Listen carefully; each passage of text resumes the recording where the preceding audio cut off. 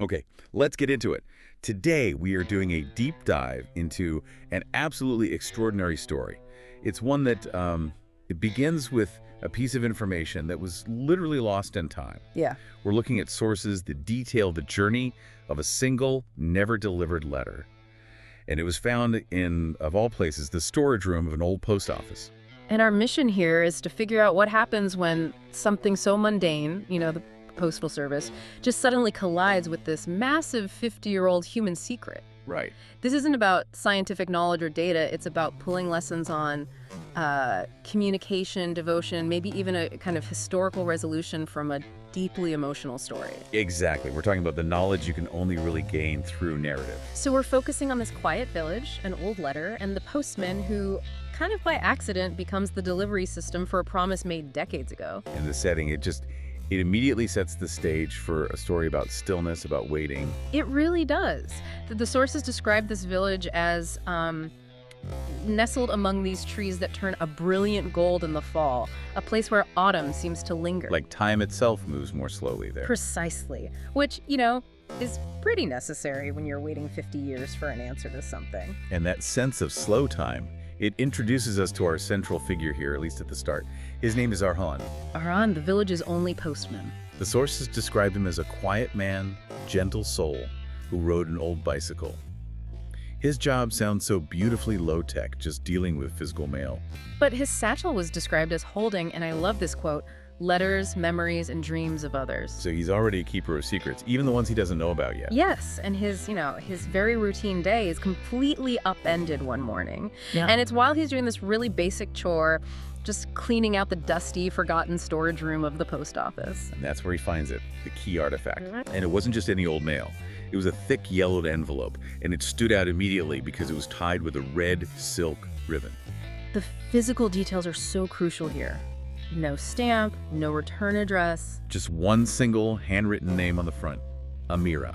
And that lack of postage, that tells you something right away. This wasn't processed through the normal system. This was probably, hand-delivered to the desk and then just misplaced. An unofficial, almost desperate attempt at communication. Yeah.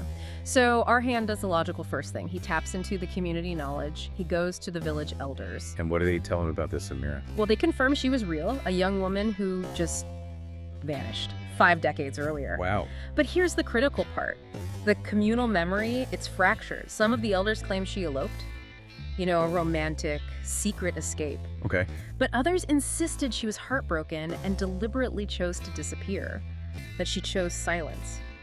So the letter, this artifact, it immediately challenges the accepted local history.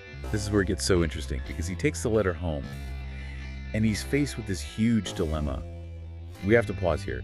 This is a moment where information stewardship just crashes right into human curiosity. It's the ultimate ethical crossroads for him. Totally. His entire job is built on trust and delivery. He knows the intended recipient, Amira, is long gone. The sender is a total mystery. Opening it is a huge invasion of privacy. But leaving it sealed means a historical truth, a human story, might just die with him. And thank goodness for the story, his curiosity won out. He unties that red silk ribbon. What were the first words he read from the sender? A man named Remat. They get right to the emotional core. Remat wrote, "I waited for you by the lake, like we promised. The train left, and I stayed." Oh, that is just the simplest, most devastating account of a broken promise you can imagine. And the sources showed this was a love built on this absolute, almost foolish devotion. Rama even admits, he says, it was foolish to believe in forever. But with her. But with Amira, he says, it felt real. And he also talks about the passage of time, right? He does, in this really profound way. He acknowledges the physical reality. The seasons passed, my hair grayed.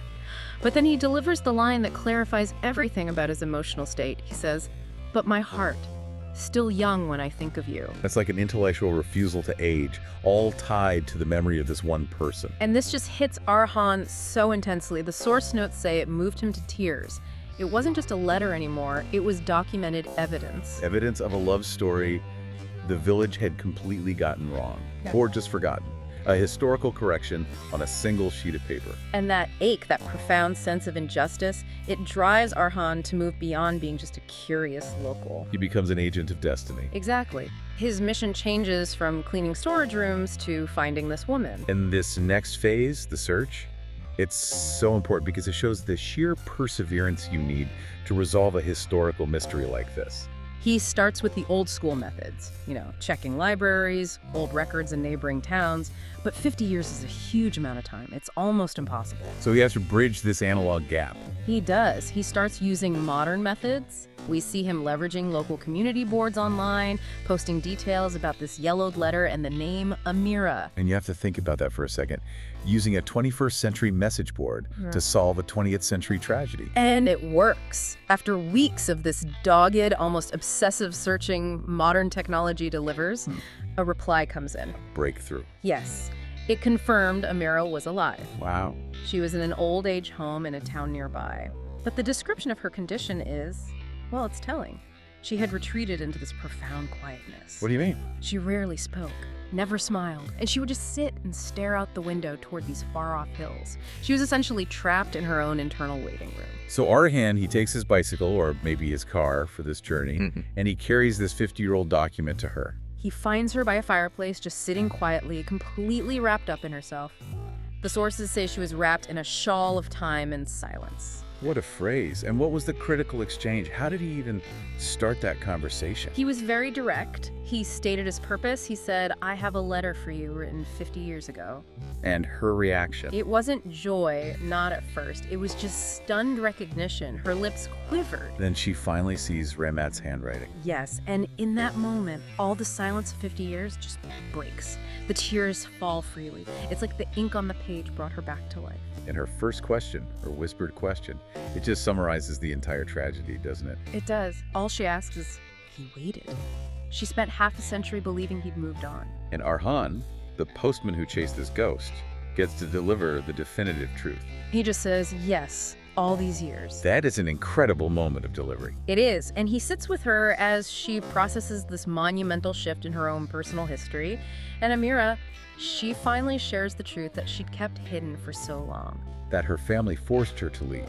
They forced her to leave, separating them physically, and then they sabotaged the communication. She actually tried to write to him. She wrote letters trying to explain what happened, but her family intercepted them. They returned them to her. They made sure Ramat never got a single word. So the miscommunication was entirely external. It was a tragedy of interception. And eventually, she just gave up hope. She believed she'd been abandoned. This is such a vital piece of knowledge here. The greatest tragedies, they aren't always caused by a lack of love. But by intentional miscommunication, by external interference, the truth was there the whole time. It was just suppressed. And you would think that would be the end of the story, right? The ultimate closure. But it's not. It's not. 2 weeks later, Arhaan returns. And this time, he's carrying a second letter. This is where the legacy really comes into focus. It is. The second letter was delivered by a third generation. It came from Ramat's son. And this is how we finally fill in the details of Ramat's life during those 50 years. And what do we learn? Did he marry? Did he move on? This is the ultimate confirmation of his devotion. Ramat never married. Never. He held on to that promise until his death, which was 5 years ago. And before he died, he told his son all about Amira, this lost love, and he asked him if she was ever found to deliver this final second message. It's just incredible to plan for that possibility, even on his deathbed. What were those final words that he left for her?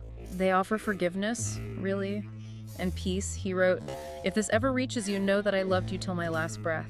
This world was never kind, but thoughts of you kept me warm in winters." Wow. It's the ultimate testament to that internal fidelity. And he ties it all back to their beginning. He gives her one last tender invitation referencing their spot. The lake. Yes, the symbolic request for a final reunion. "I'll be where the autumn leaves fall slowest. Wait for me by the lake once more." And the sources say that after reading this, Amira finally truly smiled. She wasn't just relieved. She had found that peace, that love rediscovered, even if only in words. And that's the real analytical takeaway here. Yeah. The knowledge that she wasn't abandoned, that was enough to grant her this final fulfillment. The letter wasn't a means to a physical reunion. No, it was the final definitive piece of evidence. It proved the fidelity of their love. That forgotten piece of paper became a bridge, not between two people anymore, but between a broken past and a peaceful present. And we can't forget the agent of all this, Arhaan. He didn't invent anything new, he honored something old. He delivered.